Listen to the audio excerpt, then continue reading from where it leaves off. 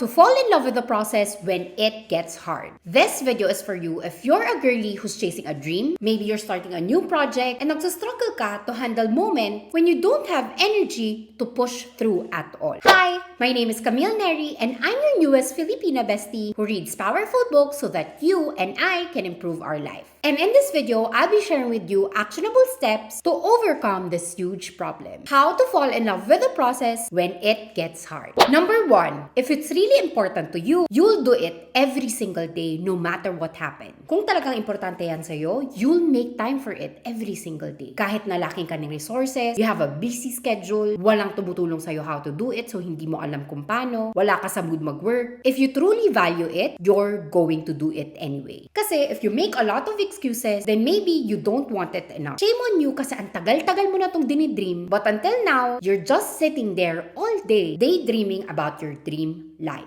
You might inspire ka manood ng mga inspirational videos, or maybe you're one of those people na nagpo-post ng mga life-changing quotes, or isa ka sa mga tao na ang haba ng New Year's resolution. Pero hanggang dun ka lang. Kasi hanggang ngayon, you have nothing to show for yourself. Wala pa rin nagbabago. Kung talagang importante yung dream project mo sa'yo, even though it's a rainy Tuesday morning, tapos you feel like slacking off for another hour or another day, you'll silence that voice inside your head kasi you're going to get up and do your work. If it's truly significant to you, you won't have this excuses sa sarili mo na, "Hi, I don't feel motivated today. Bukas na lang kaya ako mag-work. Ang dami ko pa namang time bukas." Like, do you really want it bad enough? Kasi if your answer is yes, kahit ayaw mo siyang gawin, you will do it anyway. Kasi kahit na ayaw mo siyang gawin, you will do it no matter what. Girl, you need to show up every single day if you want to be the rich tita, you want to buy the things you want to have, or simple as you want to live comfortably. Then, do the task related to your dream project every single day. As you are very indecisive. Kinukonsider mo kasi lahat. Stop being very jump. Huwag ka mag-jump from one unfinished goal to another goal. Hindi ka makatapos ng isang project kasi you are very indecisive. Sobrang ganito ako before. And the only solution for this is you have to decide now, make a plan, and work on that shit every single day. It's as if hindi mo nakikita yung other option. And minsan, ina-abandon natin yung dream project natin kasi lalo na kapag boring na yung task, wala tayong nakikitang instant result. Pero this is to remind you na it's part of the process. You also have to take that leap by going all in if it really means something to you. Alam mo yun, sometimes we need to make bold decision in our life kahit walang kasiguraduhan. Kahit there's no guarantee on the other side. It's in those moments na alam mo kung saan yung end game mo pero you're trembling in fear kasi hindi mo alam kung saan ka magsa-start, but you still do it anyway. Kasi you all have this trust and faith sa sarili mo na kaya mo siyang gawin and kaya mo siyang tapusin. Ako, based from my personal experience, before I achieve my own version of my dream life na matreat yung family ko sa luxury hotels, give them something para makapag-shopping sila, nag-start din ako sa pinaka-bottom. Short story lang, last 2020, I got denied twice sa US visa ko na makapag-work abroad. So, what I did was, I forced myself to be self-employed. I was broke during that time, as in wala talaga akong ipon, tas hiyang-hiya na ako sa parents ko kasi sila lahat gumastos sa application ko papunta ng US. Kaya, sabi ko sa sarili ko, kailangan kong i-work out tong content creation ko. Kahit wala akong kasiguraduhan sa content creation ko, during that time nga, hindi ko alam kung kita ba ako dito. But I still took the leap. Years din bago ko nakita yung progress. And years din bago ako nagkaroon ng breakthrough. Kasi alam na alam ko sarili ko, hindi ako super consistent. Wala akong makitang linear na progress. Ang dami kong hindi alam. Hindi ko alam how to niche down. Hindi ko alam kung paano ko aayusin yung mga videos ko para mag-viral. And wala akong kinikita for so long. Pero buti na lang, hindi ako tumigil. I-figure out ang mga bagay-bagay. And it was really life-changing. Kasi alam ko sa sarili ko na this is important to me. Number 2, the more hard work you put in, the more the reward is meaningful at the end. Halimbawa, gusto mong maging isang well-known na YouTuber. Gusto mong magkaroon ng paid collaborations, ma-invite ng mga brand, magkaroon ng sarili mong YouTube channel. And then suddenly, out of nowhere, pinadalhan ka ni YouTube ng silver play button without doing anything. Do you think you would truly value that achievement? No! Kasi you didn't work hard enough to get it. Hindi ka nag-invest ng time, ng energy, ng money, ng emotion to get that silver play button. But if you dedicate years of your life, madami kang sleepless nights, kakaisip kung anong video ang ipoproduce mo, nag-e-edit ka ka ng ilang oras sa mga videos mo, kahit walang nanonood ng mga videos mo, share ka pa rin ng share, nagtatry ka pa rin ng nagtatry, hindi ka nang mawalan ng pag-asa kahit ikaw lang at yung pamilya mo, yung viewers ng channel mo. Pero still, you put in the hard work. By the time na na-receive mo yung silver play button mo, maa-amaze ka sa sarili mo and you will appreciate the moment kasi alam mo sa sarili mo na sobrang pinaghirapan mo siya. Girl, remind yourself that the more you invest yourself in the process, the more na mas meaningful ang achievement na yan. The more na mas papahalagahan mo siya. Alam mo, sometimes things that come easily or without effort are sometimes taken for granted.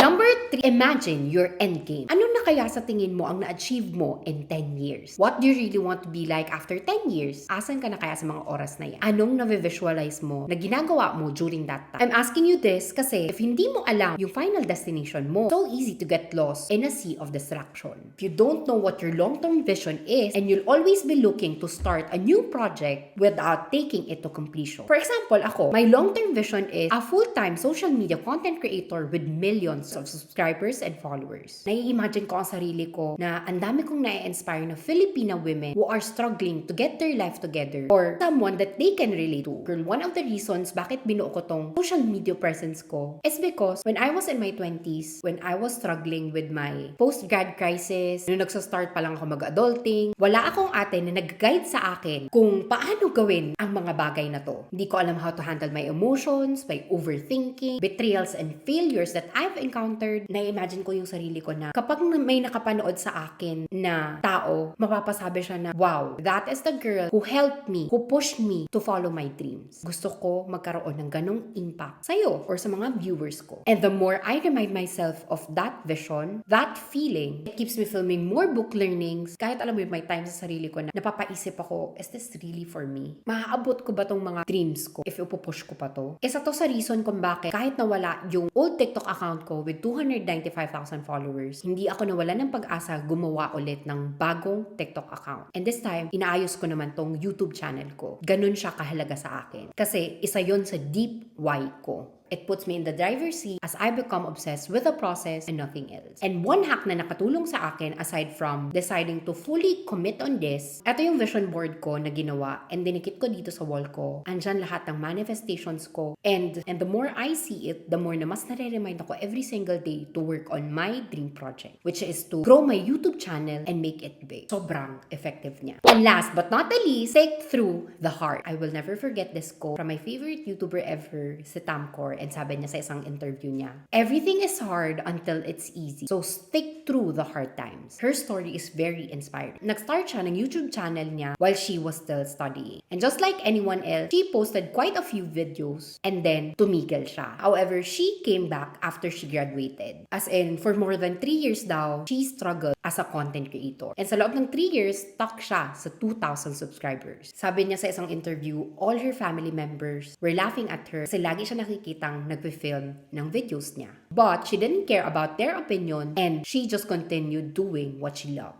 After graduating, she applied to various companies, but she wasn't happy with any one of them. So she decided to give herself 6 months to work on her YouTube channel. Kasi yun daw talaga yung gusto niya. Pero, sinabi niya sa sarili niya na kapag hindi nag-workout in 6 months, mag-a-apply ulit siya ng trabaho. And alam mo nangyari? In just 3 months, na-reach niya yung 100,000 subscribers niya. And after a year, na-reach niya yung 1 million subscribers na matagal niya nang minamanifest. Can you imagine that? Grabe daw yung binigay niyang focus sa YouTube channel niya na yon. Ang dami niyang sinacrifice, talk through the hard until it's easy. Mahirap yung pagdadaanan mo sa umpisa hanggang sa after ilang years, sasanay ka na lang sa routine na madali na siya for you. And I myself, my personal experience din ako dito. As in, masasabi ko talagang sobrang totoo nito. When I was starting out my YouTube channel before, ilang hours ako nag-edit ng videos ko. May sound effects pa yan, may transitions, may green screen pa akong ginamit that time. Pero wala pa din ako nagva-viral. And during that time, yung goal ko talaga is magkaroon lang ng pera kasi nga gusto ko siyang gawing full-time and ayaw ko na bumalik sa old job ko. Hanggang sa after ilang years ko sa YouTube, na-monetize ako. And nung na-reach ko yon, hindi pa rin enough tong money na to para makapag-survive ako. Paano ako kikita sa YouTube channel ko? May one day na nag-try ako mag-post ng mga book learnings ko sa TikTok. 4 videos yung in-upload ko kaagad ng sunod-sunod and about siya sa relationship. And hindi pa hours, all of those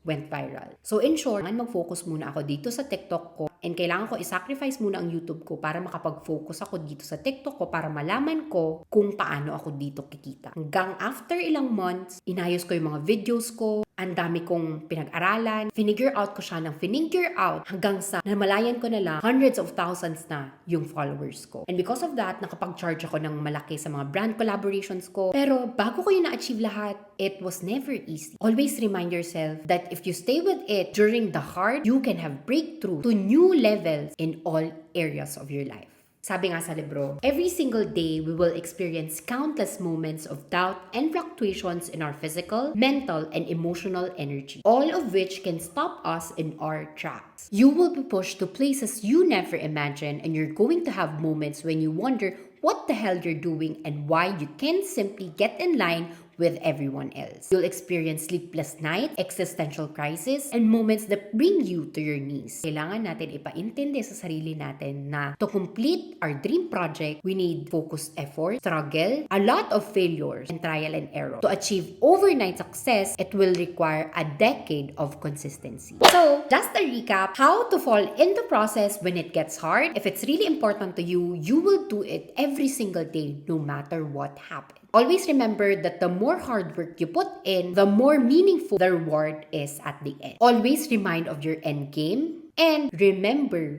to stick through the hard. Girl, if you're going to get just one lesson from this video, do not ever be the person na hanggang plano lang at walang napapatunayan. Nothing to show sa sarili. If you love this episode, see you next week!